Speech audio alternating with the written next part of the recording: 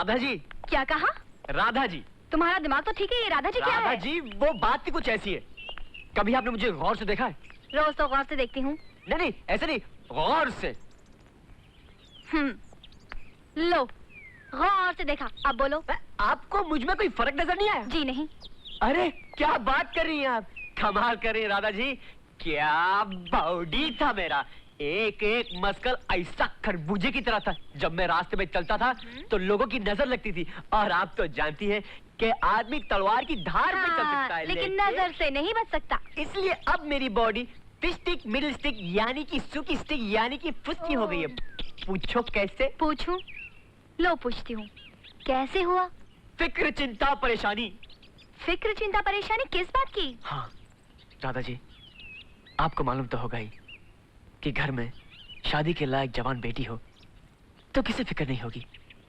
किसके घर कौन सी लड़की जवान होगी जिसकी तुम्हें फिक्र हो रही है? हाँ, क्या आप और साहब जी मुझे अपना नहीं समझते?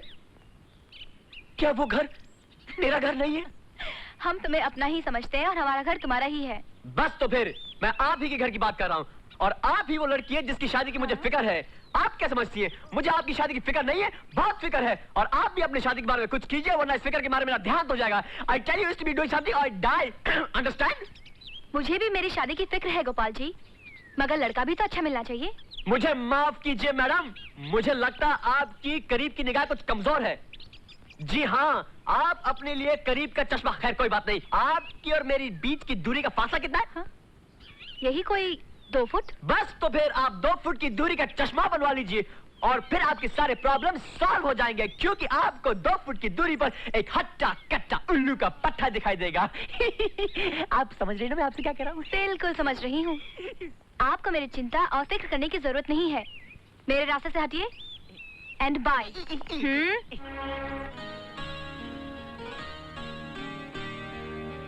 माय डियर राधा, मैं हमेशा समझता था कि रिश्ते तोड़ने या जोड़ने ज्यादा मुश्किल होते हैं, मगर आज पता चला कि रिश्ते बदलने ज्यादा मुश्किल होते हैं।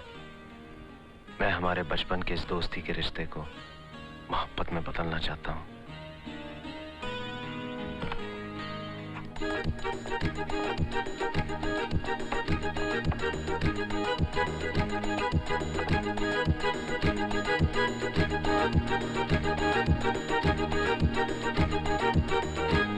अरे कृष्णा इधर आके बैठ ना, मुझे तुझसे बहुत जरूरी बात करनी है। मुझे भी तुझे आज कुछ बताना है, मगर पहले तू बोल क्या बात है। देख देख देख देख देख देख देख, मैं राधा से बहुत प्यार करता हूँ और मैं उसके साथ शादी करना चाहता हूँ। अब मेरा तेरे अलावा है कौन जो जाके राय साहब से बात करे? ना मुझे अच्छी तरह बात करनी आती है, ना मैं पढ़ा लिखा हूँ, तो तुझे भी जाके ये बात करनी पड़ेगी। करेगा ना? अरे तू इतना परेशान क्यों लग रहा है? परेशान इसलिए कि मुझे अभी अभी याद आया कि मैं अपनी एक बहुत जरूरी एप्लीकेशन एक गलत जगह डालकर आया हूँ। मुझे अभी इसी वक्त वहां जाना होगा। अरे मैं इतनी जरूरी बात कर रहा हूँ और तू अपनी किचन की बात कर रहा है? तू फिक्र मत कर, मैं तेरा काम कर दूंगा।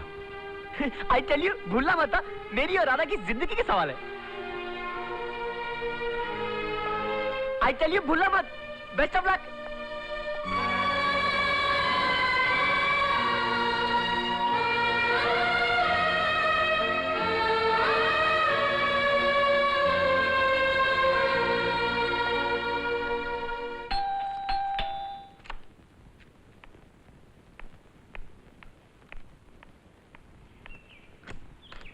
What a pleasant surprise. आओ। Thank you. मैं कुछ जरूरी काम से निकला था, बहुत जोर से प्यास लगी, यहाँ चला आया। एक गिलास पानी मिल सकता है? आराम से बैठो, मैं भी पानी लेके आती हूँ।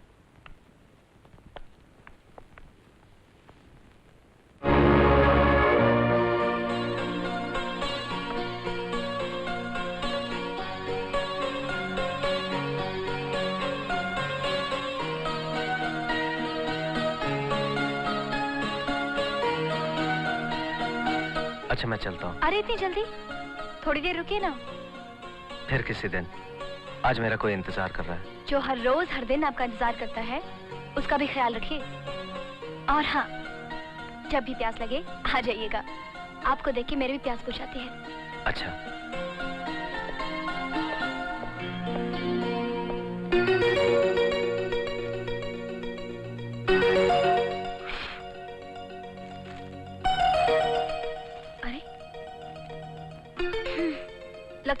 रखना भूल गया।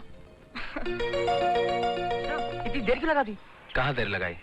10 मिनट में तो वापस आ गया। अरे इंतजार करने वाले से पूछ कि ये 10 मिनट कैसे गुजरते हैं। बोल, राय साहब से बात की? सब ठीक तो है ना? राय साहब घर पे नहीं थे। तो राधा से बात कर लेता। राधा भी नहीं मिली। मेरा मतलब वो भी घर पे नहीं थी। खैर, आज नहीं तो कल, जब बचपन से आज तक ठहरा हूं, तो एक दिन और सही, लेकिन मेरे दोस्त कल जाके जरूर ये बात कर लेना। चलो। गोपाल बहुत अच्छा लड़का है राय साहब। मैं जानता हूं गोपाल बहुत अच्छा लड़का है, इतना अच्छा कि उसके अच्छेपन की मिसाल दी जा सकती है, मगर वो करता क्या है? कुछ नहीं।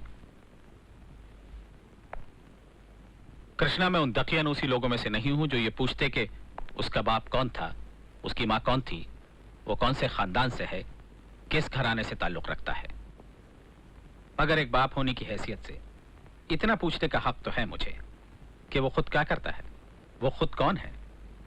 बेटे, शादी करके घर बसाने के लिए सबसे पहले एक घर की जरूरत होती है, और वो घर मोहब्बत से नहीं, पैसे से चलता है। अगर वो हमारी बेटी को पसंद है तो उससे कहीं ज्यादा हमें पसंद है। जाओ उससे कह दो कि हमें कोई एतराज नहीं।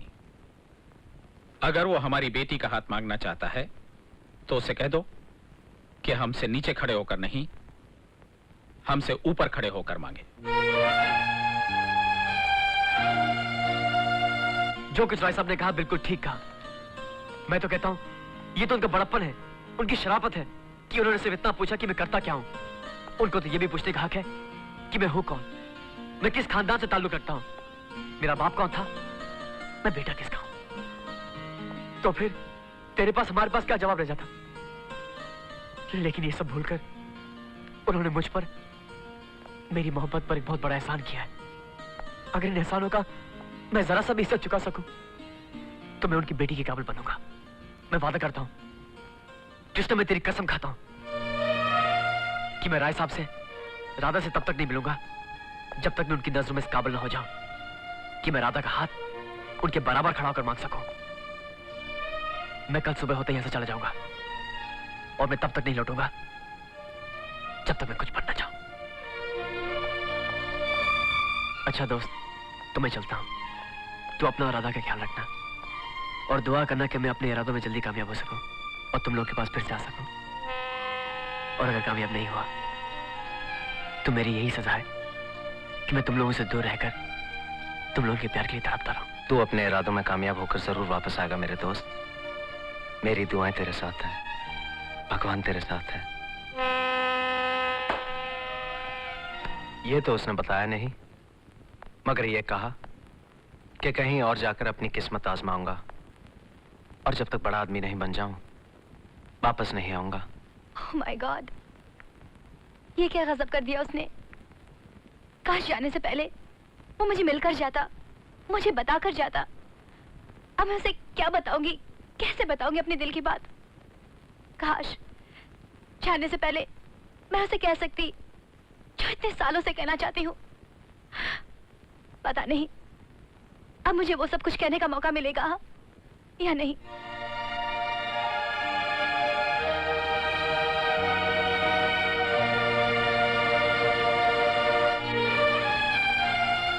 राधा, इस वक्त क्या बात है? बड़ी परेशान लग रही हो। हाँ, मैं बहुत परेशान हूँ। मेरी समझ में नहीं आ रहा मैं क्या करूँ। जब समझ में नहीं आए कि क्या करें तो कुछ नहीं करना चाहिए, सिंपल। मजाक मत करो गीता, मैं आज बहुत सीरियस हूँ। मुझे आज न जाने ऐसा क्यों लग रहा है कि मेरी जिंदगी में अजीब सा तूफान आने वाला है।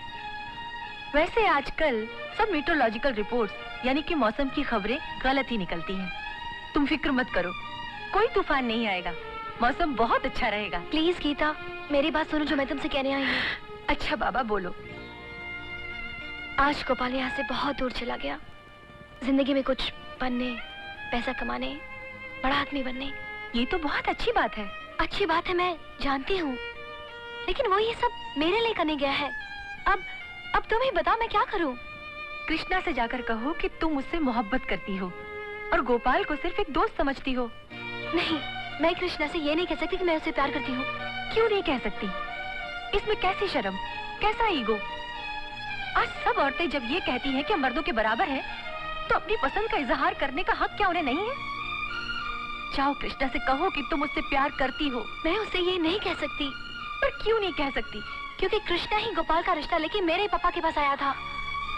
कृष्णा तुम्हारे लिए गोपाल का रिश्ता लेकर आया था? हाँ।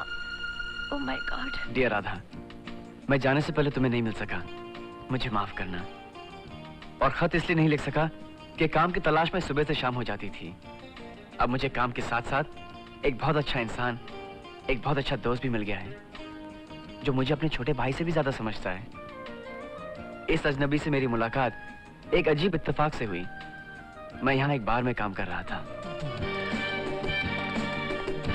एक दिन ये अजनबी रात देर से आया और मुझसे एक ड्रिंक मांगी। मैंने कहा, सॉरी सर, बार बंद हो चुका है। बंद हो गया है तो भाई मुंह खोल दो। सॉरी सर, मुझे ऑर्डर्स नहीं है। I am sorry. हम तुम्हें ऑर्डर भी देते हैं और खोलने की चाबी भी, पूरे 10,000। पता नहीं सर, अब जिंदगी में किस किस्म के लोगों से मिले हैं या क्या आपका तजुर्बा है, लेकिन दुनिया में कुछ ऐसे भी लोग होते हैं जो पैसे से तो क्या किसी भी चीज से खरीदे नहीं जा सकते। ये क्या, अगर आप मेरे सामने 10 लाख या 10 करोड़ भी रख देते ना, तब भी मैं आपसे यही कहता। सॉरी सर, बार बंद हो चुका है। अपने पैसे संभाल के रखिए सर, इसकी कभी कभी जिंदगी में बड़ी सख्त जरूरत पड़ जाती है। और ईमानदारी से पैसे कमाना कितना मुश्किल होता है, इसका एहसास मुझे अब जाके हो रहा है। सॉरी सर, बार बंद हो चुका है। ये खत मैं कृष्णा को भी लिख रहा हूँ। उस दिन तो वो अजनबी चला गया, मगर दूसरे दिन फिर आया और उसने मुझे अपनी कंपनी में एक बड़ी अच्छी नौकरी दे दी। थोड़े दिनों में हम एक दूसरे को समझने लगे और एक दूसरे के बहुत करीब आ गए। मोहन बाबू इस दुनिया में अकेले थे,